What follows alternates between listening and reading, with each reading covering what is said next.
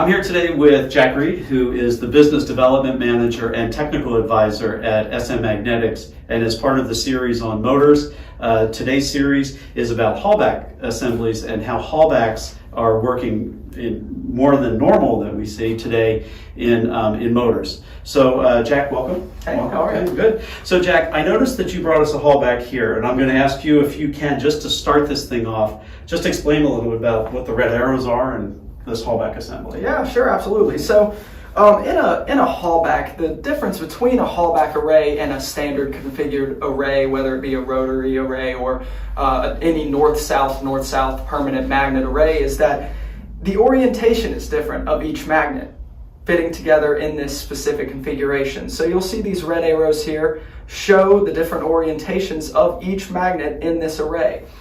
And as you can see here, once I put the magnetic film over it, it's still just two poles. So although there are 12 magnets, all with differing orientations, there are still only two poles of this Halbach array, which is something that we do not see necessarily with your typical permanent magnet array. So Jack, what's the benefit of using a Halbach versus, say, a typical north-south configuration? So the benefits of a Halbach array over just your typical north-south configuration, the biggest one is going to be efficiency.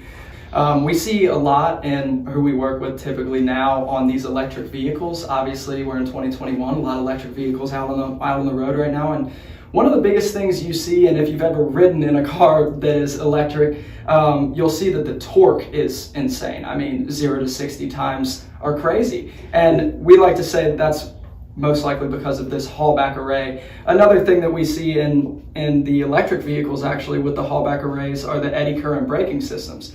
And that would be like a regenerative braking system that then adds to the energy of the car. So kind of a double use there, but mainly for efficiency. So Jack, I get the concept that these are very efficient. Halbachs are very efficient motors. So why doesn't every motor manufacturer just switch over and use a Halbach or a Halbach assembly? So really, Halbachs aren't going to be your end-all be-all. You still have to go to your end goal and figure out what's best for you.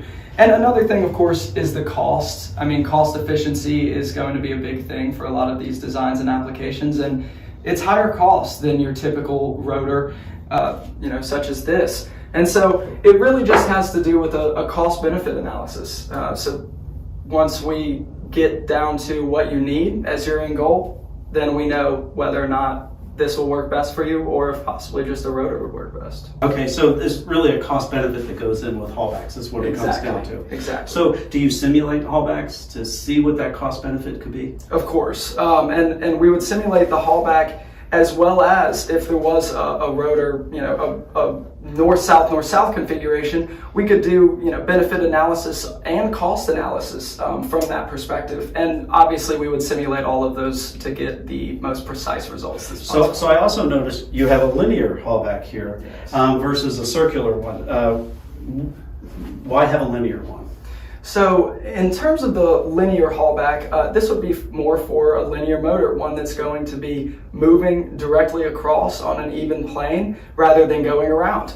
Obviously within this Halbach, all of the magnetic field is going to be within the ID of this, and the magnetic field here is going to be above it. You see how these arrows are pointing in different directions. Those are the orientations, much like of this circular Halbach, but instead this field is coming up here. So we're really trying to focus this field and narrow it to be very uniform and very strong on one side of this linear. Is that why you see so much less magnetic field on the other side? That is exactly correct. We're really trying to push this magnetic field, and this specific configuration is pushing the magnetic field in one specific direction in a very uniform manner. So Jack, in one of our other videos, which was the rotary motor video, we talked about wires and gauge size and everything. Does the same issue exist, gauge size versus Halbachs, that it did in the rotary? How would you define the wire need? So with a Halbach, much like with your other standard north-south configuration motors, it's going to have all the same considerations. You're going to have to look to the end of your application, of your end goal, and work backwards from there.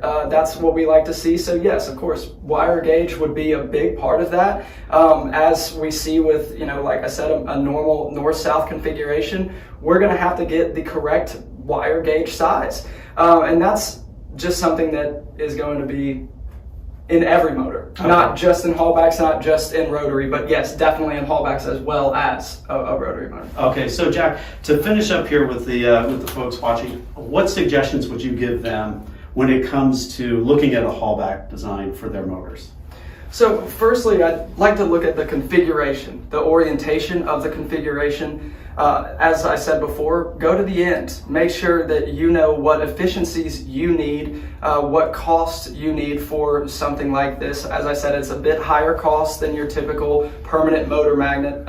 So it's one of those things that's really a cost-benefit analysis. And is it going to be more beneficial to you to have a higher efficiency motor and higher cost? It's going to be much higher efficiency, but it's also going to be higher cost than your typical rotary that's just going to be in your standard motor. Okay, Jack, thank you very much.